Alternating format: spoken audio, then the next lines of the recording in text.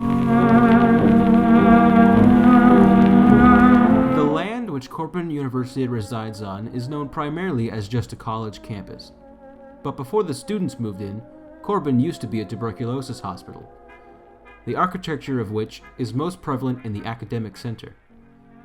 While that in and of itself is nothing too unusual, there have been vague rumblings of supposed odd happenings and odd feelings in the campus library.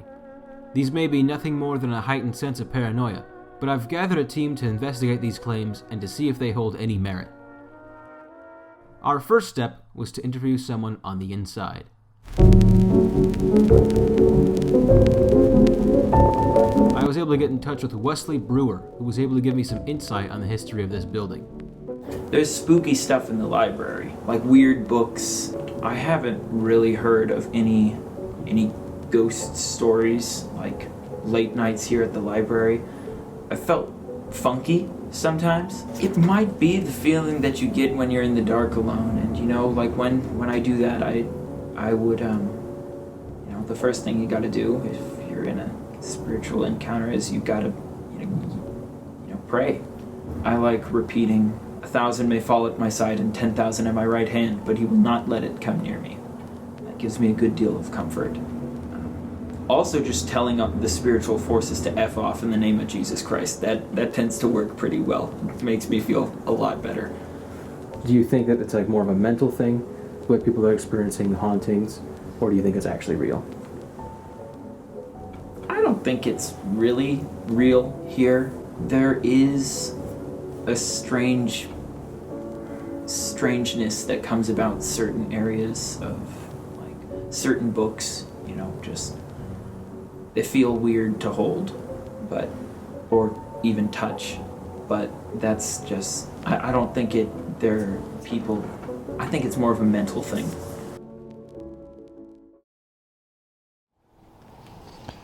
So, what's the process right now? Well, our plan, we just called campus safety security, I don't know.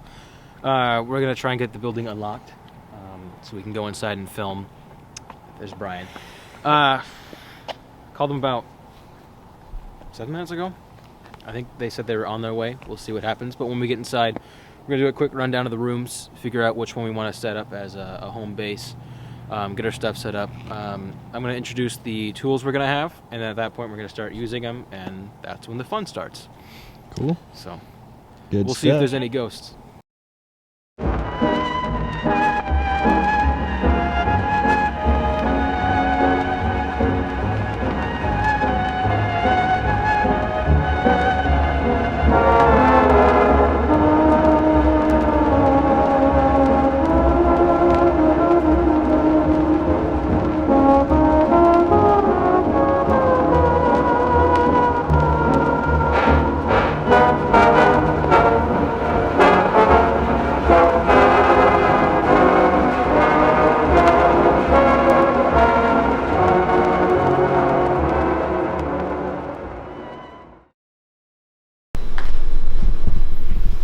Well, here we are.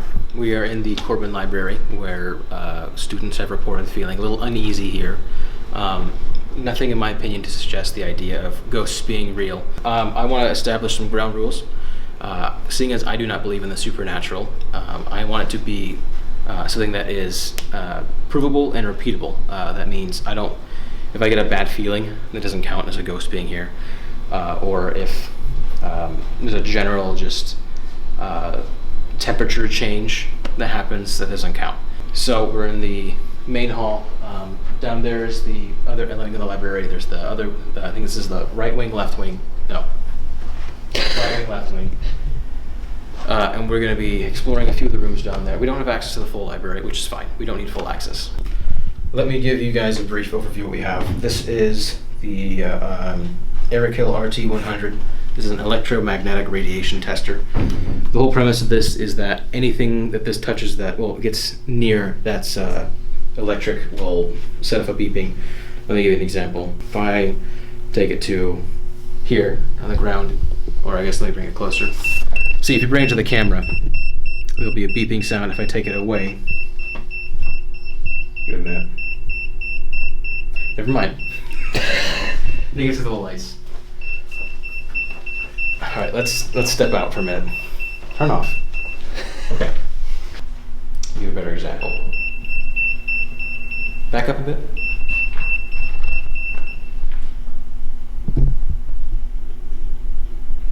I don't know if that was you or not. Was that? I have no idea. It was low. It was at 40 and then it dropped to like. I'm getting 54. It's not that.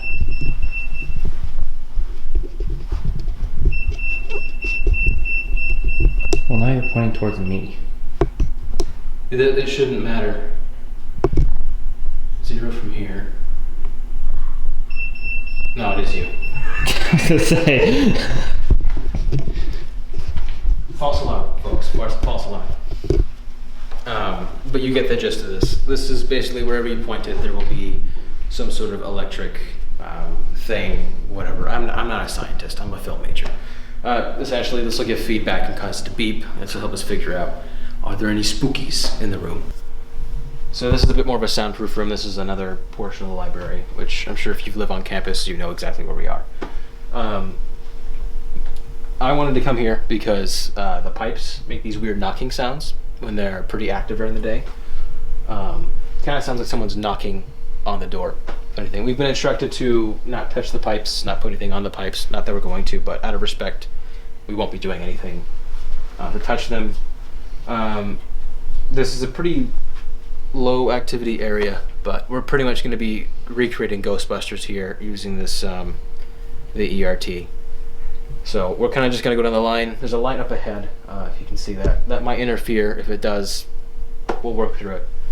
But we're gonna get this going. Brian, are you picking up anything yet on that device? Nothing yet? Cool. Negative. Sweet. All right, let's go.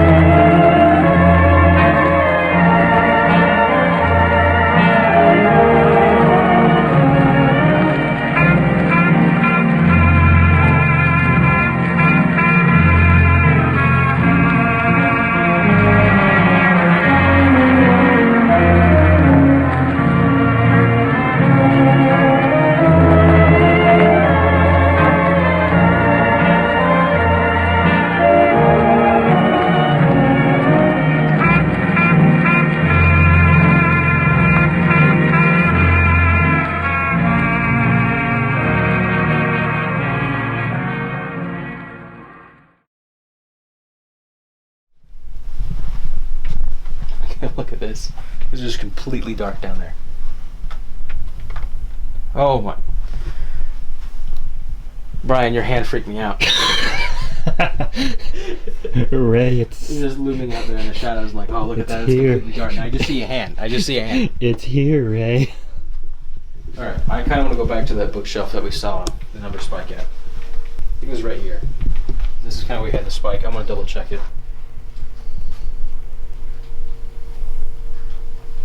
Yeah, that's weird. It's at 10 and 19. It kind of jumps around. Is it the sign above you? There's an exit sign above you. Straight above you. No, no. Nope. It's gone. Well, it's a long, dark hallway. I don't want to go down, but we're going to. Okay. Let me back up a bit. Maybe just in the wrong spot. 36, 35, 38. About right here. In the first hallway. First hallway, let me try that again.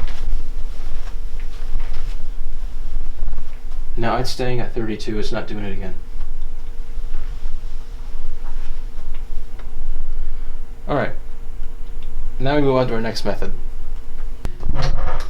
So, what I'm going to demonstrate to you guys is called the, I don't really know what the name of it is. It's just like the flashlight technique or whatever.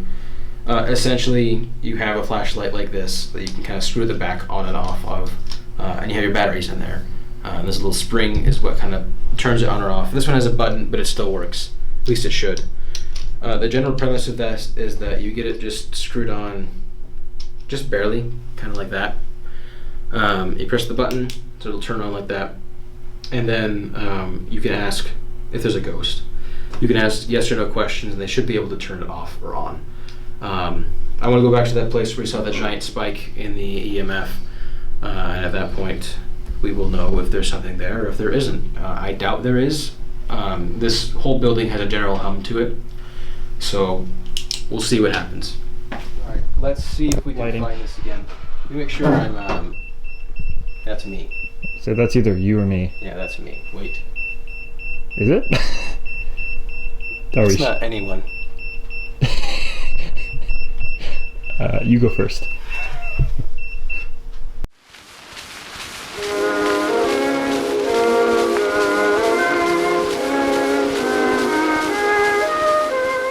So I have the flashlight kind of tucked in there. Like I said, you answer yes or no questions, and there should be a response. Should be, but you never know. So, let's do our first question. Is there someone with me? If there is, please turn off the light.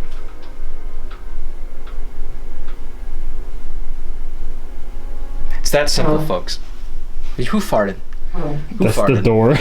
Ethan, you're not being sneaky. We took the tension out of a moment. Anyways, there's no ghost here. Check this again.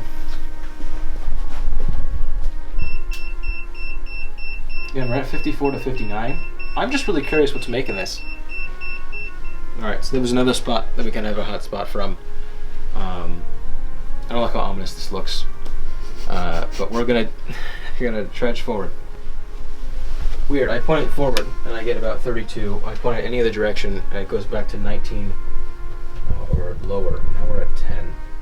So, whatever was here, whatever pulse was, I may have just walked past it or it's gone. 10 over here. So there's something electrical from about here to here. What's over in this direction? It's not the mailroom, is it? No, it's the other way. IT, I think, is under us. Is it IT? That makes Might sense be. then. Would it be over in that direction too then? Not as much. Not as much. No? No? Oh, no, we're too far up the hill. Okay. So I don't know what's under us. I want to double check since we're over this way.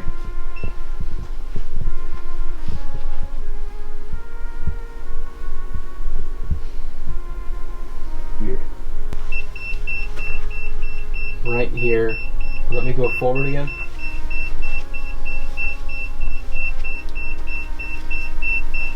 What's over here? I think it's the market. So everything should be off in there. Huh. Try the flashlight, maybe? Alright. Let's try the flashlight. Is there someone here with us? If there is, please turn off the light.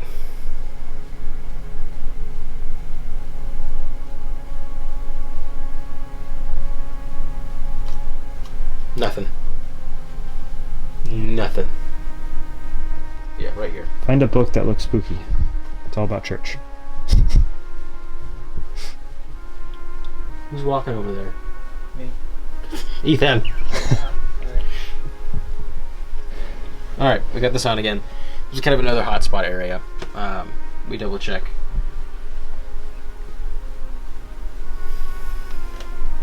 Oh. There's nothing. Yeah, just 10. It's lower over here because I'm pointing at the books. Instantly jumps up when I point it in that direction. Nothing at the floor? Nothing at the floor. In fact, floor is still 32. Well, it goes up to 35 when I point it that way. that wall leads to a staircase, so Are the lights on in the staircase? no idea. Let's Ethan, double- you want to go check the staircase? Actually, let's check that out as a group. Oh, never mind. I have a theory it might be picking up alternating current, AC current, because it fluctuates in reverses polarity. Oh. Keep note of that and see if anything changes on that. If I didn't know you were there, you would freak me out. You're very good at being sneaky right now. Isn't that the job of the cameraman? Yeah, but it doesn't help him when the complete dark. That's true. Hi, this is Matthew Shannon from the future. I'm pausing here to point out that right about here, there's a voice that can be heard saying something along the lines of, the lights are off for a reason. I reached out to both Austin and Ethan to see if they had said it at that time, but they both say no. So I'm not sure what's happening here. Maybe one of them did say it. Austin did say he was unsure. So it really could be anything. So do with that what you want, but I figured it was important enough to just highlight. Anyways, back to the rest of the video. Oh, look at that. The lights are on. What I don't get is that when I pointed it on the other side of this, because we were pretty much about right halfway in the staircase, I'd say is where we're pretty close. I don't get why I was still getting zero signal. I put it right up against the wall, but still not hotspot over there. How far? What's the pacing? Is it the same distance? I'm going to assume so. I'm gonna count from this wall. Just to see if there's maybe a fault. Either way, it shouldn't just stop halfway through, you know? Insulation isn't that good. No.